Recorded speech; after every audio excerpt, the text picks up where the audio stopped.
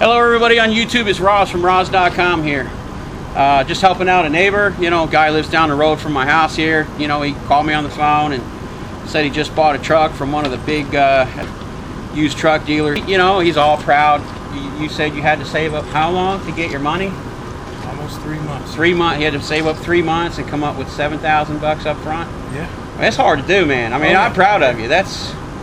It's hard to come up with $7,000 up front for a truck. It's a lot of hard work, especially for a driver out here. Were you an owner-op before? Yeah, I was owner-op before a company. Okay. Did you trade your other truck in or no? Yeah, well, I had a truck from one of the other walk-away lease programs because I wanted to take it to another company without having the restrictions. Did you pay it off or did you trade it in? No, it was a walk-away lease. Oh, okay. You just walked away from it, yeah. Once I made enough money, I wanted to get my own authority and get out here with no restrictions. So you got your own authority too? Well, that was the next step. Oh, okay. That was the next step. So you got the truck and you're going to lease it on with somebody for a little while? Yeah, okay. Just to build back up my reserves. So you're all excited, you finally got a nice truck. It looks pretty. It's Pro Star, it's going to make you lots of money. Very clean truck. Yeah, very clean. cleanest that was on the lot. Immaculate inside. No oil leaks? No oil leaks. Rears look good. Tires good. Brand new tires on this thing. They even went ahead and put some new steer tires on wow. there for me. Fortunately, I saw Rawze here, some of his videos, and I said, let me come by here. This guy's in Georgia. It was almost a blessing because I'm right up the street. Yeah, you just live right up the road. Yeah. Came here, and now you guys see my expression. That's some very bad news. Yeah, that's the problem. That's the problem with buying a used truck. Sometimes you somewhat win. Most of the time you lose. The truck gets shut down by some fleet or somewhere or sometime when it stops making money. When there's some problems with it. Okay. So when it goes to the used truck dealer and then used truck dealer, these bigger used truck dealers, they trade these trucks like trading cards. Half the time they don't even know what color they are. Literally. They don't. They might PM them, they might, clean out the DPF can and, change the oil and just give it a little once over DOT inspection. But most of these bigger used truck dealers, they don't really dig to see what's going on with these things when they buy and sell them, okay? And this is a perfect case scenario with him because, he worked his butt off to get the down payment and everything and bought a beautiful truck, and it's in really bad shape. Let's go over what we found. Now, when he first pulled up, before you came here though, you saw my YouTube video and you pulled the IMAP sensor. Yes, I did, sir. I don't know if you want to get that on the camera. That's this sensor right here. Maybe get a shot from up there. That's this sensor here. You can see it's still painted red. There's 500,000 miles on this engine, right? 518,000. That should have been changed at least once, if not twice by now. That was totally because that sensor goes bad every 200,000 to 250,000 miles. It was totally clogged. It looked like a burnt piece of charcoal, I bet, when you took it out. Yes, sir. Okay, and you did clean it and try to get it working. It needs replacing at this point. Probably does. Yeah, so maybe they overlooked that. Some used truck dealers and stuff, but. Here's another problem here. I'm going to pick this thing apart now that we know it's got major issues. I'm going to show some of the more minor stuff. Okay. This steering bar right here on these Pro Stars, they love to go bad in this joint, and when they start to go bad, they cause when you're going down the road, it feels like the steering wheel's got like a shimmy and like a knuckle, one of the universal joints. It always feels like it's up in the steering column, but it's actually right here. This one is starting to go bad. It's got a lot of play in it. That's about as bad as I would let one on my truck go before I would start considering replacing it. It's not terrible. I've seen worse. When they get much worse than this, they start to slip, and that could cause you to wreck. Yeah, exactly. So this one is not at that point yet, but it is definitely to the point where it's going to cause chattering in the steering wheel and a lot of problems. That was minor. Nobody has replaced the... God, that stinks. It doesn't look like, as far as I can tell, nobody's replaced the filter for the power steering pump, and then you definitely didn't change the fluid. You crank this thing up. I don't know if you want to crank it up real quick. It's okay to crank it with the lid off. And we checked it for blow-by, which is something you should probably do on every truck. You want to come around here real nice and close. And we can see how much blow-by it's got. It's got quite a bit of blow-by for 500,000 miles, a lot more than I'm used to seeing, which isn't a great sign, but it doesn't mean the engine's bad yet.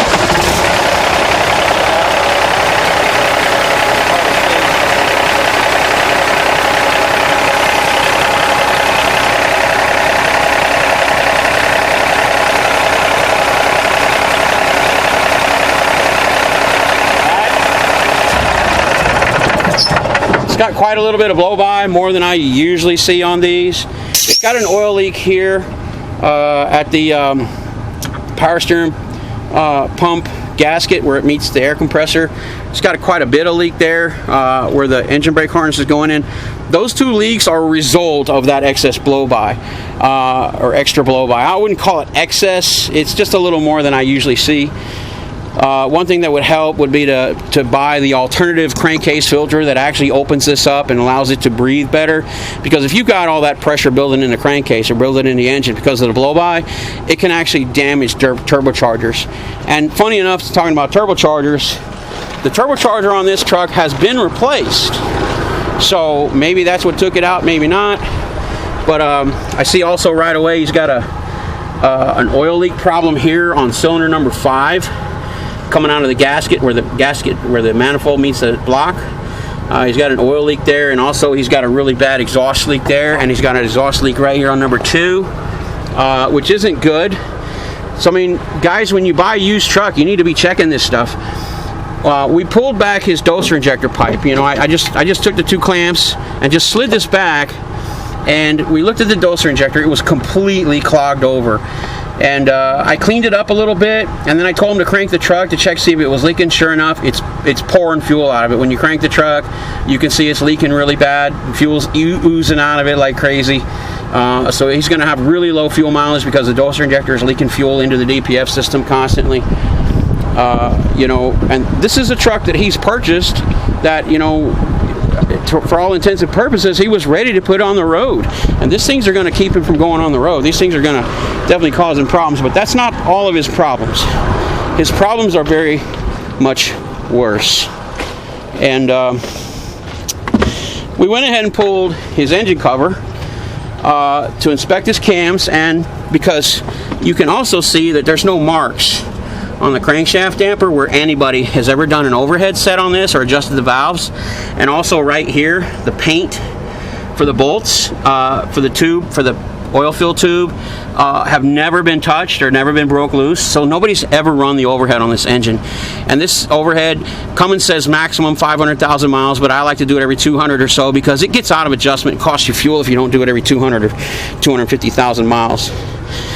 The engine has a lot of soot in it. It's very sooty. You can tell the oil has just been changed in it. Looks pretty clean, but the oil is so sooty, and there's so much soot packed in this engine that it already needs another oil change. And you know, it needs a second oil change or a flush or something. It's really bad. Yes, it's, you know, most engines have a little bit of black oil, but this one is really bad. You can smell the soot. It smells so bad. The big problems though are the rollers. And hand me that WD-40 so I can just, you know, touch one of these rollers and get some of the soot off of here. And just sort of touch one up a little bit, just to wash this a little tiny bit right here, and then just a tiny little bit, and you can see that the rollers are just chewed up. They're just all 6 of them on the injector cam. They're just really bad, and the cam itself is destroyed. The lobes on the cam are destroyed. Same thing with all the intake rockers. It's kind of hard to see. Could you bump the engine? Whoa, right there. Let me get I'm just going to touch this with a little bit of something to clean that soot off. There we go. And you can see that this roller is in horrible shape. Bump it again, maybe let that roller come around and you can see it. That lobe on that cam is destroyed. Whoa, that cam is destroyed. Number 1, number 3, number 4, number 5, number 6 exhaust, and number 6 intake. All the lobes on that cam are destroyed. The rollers are destroyed. The rollers look like hamburger meat. So this engine is in really bad shape. For 500,000 miles, this is not normal. This is nowhere near normal.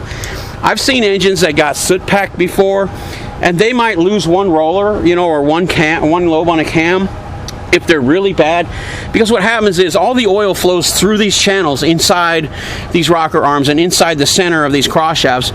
And when it gets soot packed, because nobody changed the oil often enough, they let the soot build up in it too much, because they're only changing oil every 20 or 30,000 miles instead of 12 or 14 to keep the soot levels down. This eventually all packs up, and then you get very little oil flow up here, and what happens is it destroys everything up here, and this exactly what has happened here. With it this severe, my only guess would be that somebody did not change the oil in it often enough, nearly often enough, and they ran it with plugged up oil filters, and it starved the whole top of the engine of oil for a very long time. This engine is in really bad shape. And I hated to break all this news to him, because he spent so much of his time and effort trying to find a good truck at a good price, and went to one of the major dealers thinking he was going to do really well. And the truck is beautiful. I mean, it's such a shame. So whenever you buy a used truck, I'm going to grab the camera. Whenever someone buys a used truck, they really, really need to check it out. And I'm not talking about just look at the paint and the outside and the chrome on the rims and the tires. You need to find out what you really got, because this right here is how you make your money, not how pretty this is. And that's very, very important. And I just cannot stand to see this kind of stuff. I can't stand to see a used truck sold like this. Because if you had to come over here, you would have put it on the road. Yeah. All this metal is coming off these parts. It's shaving off these parts as he's going down the road. It's so bad now that it's going to just destroy the rest of the motor. And where would he be in a month? 2 months? You know? Well, you know, to everybody out there who would be considering taking the next step, you know, if you can find a good guy like Rawze here, take the truck for half a day before you sign on the dotted line. Yeah, and look at the engine. To look at the engine, break it down. You know, we're drivers, and we like to learn to do some of our minor repairs, but this here caught me totally off guard. It wasn't expected. But, I'm hoping that things can be rectified with the dealer, and just look out and make sure you have a good mechanic that can come through and not just do an inspection, but actually get into the bones of it and give you some good answers, because he definitely gave me some good answers, and I appreciate it. Yeah, it's no problem, man. Thank you. And like I said, you even bought the warranty. I had a truck here last year. It had a bad injector valve cam lobe. The lobe was so bad that the cam was destroyed. 3 of the rockers were bad. The rollers were going bad. But it was savable. It was nowhere near as bad as this truck, okay? And, you know, he called the warranty company straight up. But it was one of the other major ones. And it wasn't a dealer. It was a used truck dealer company. And they told him to take it straight to Cummins South up here in Atlanta. You know, of course they want a certified opinion, of course, you know, and all that, because I'm just a guy in my driveway. He took it up there. They charged him, I think, almost $1,000 or right at $1,000 just to do the tests, and said he had to pay for that. Just to, you know, if they warranty it, you know, they'll pay it back or whatever. They said, yes, your cam is destroyed. They said, you know, they verified everything that I had said. They put the claim into the warranty company, and the warranty company turned around and said, if you read the fine print of our warranty, it only covers parts under normal wear and use. That's what it says in the warranty. It said something worded to it only covers under normal wear and tear. Okay? And they said, that's not normal wear and tear. That's abuse or some problem. And guess what? He ended up paying $1,700 for a new cam. And I ended up having to change it here in my front driveway with the guy, because the warranty company flat refused him. And he even tried to say, look, I'll do the labor for free. You just give me the part for $1,700, you know, because Cummins, they wanted almost $4,000 to do the job. Okay, and you know, when they submitted it, he said, look, I'll work with you. I got a guy here, we can do it ourselves. They wouldn't even give him the money for the parts. They're going to fix all that for you. And even if they do, you're going to be down for a couple, 3 weeks now. And now you can't haul freight. You're waiting for this truck. Actually, the only option now is to try to get my money back. The good news, fellas, I never put it on the road. Yeah, that's very good. Because if you'd have put it on the road and they just said, oh, well, you did something, you know, I mean. I'm glad I stopped here and found a friend that could help me out here and take a look at it, and now I won't be in such a bad shape. But I feel bad for you, because I mean, it just sucks. Because when you get to that point, you're like, wow, I did this, I accomplished this, I got my own truck, it's beautiful, it's nice, I'm ready to go. Let me just, you know, check out the little things and do some tune-up and get ready to move some freight, and then you find this. I may have to go back to the company. It sucks. Just to pay my bills. It just sucks. The sacrifices we make out here in this act. I don't think it was specifically the used truck dealer's fault, because they trade these things like trading cards. They don't know. That's the sad part, is nobody really goes through thoroughly in this process. And then who ends up footing the bill? Who ends up at the bottom end of the chute? The guy who has to drive it. Anyway, that's my rant for the day. Hopefully I didn't piss too many people off, but be safe out there, and when you buy a used truck, do a really good inspection on it. That's all I can say. All right. Okay.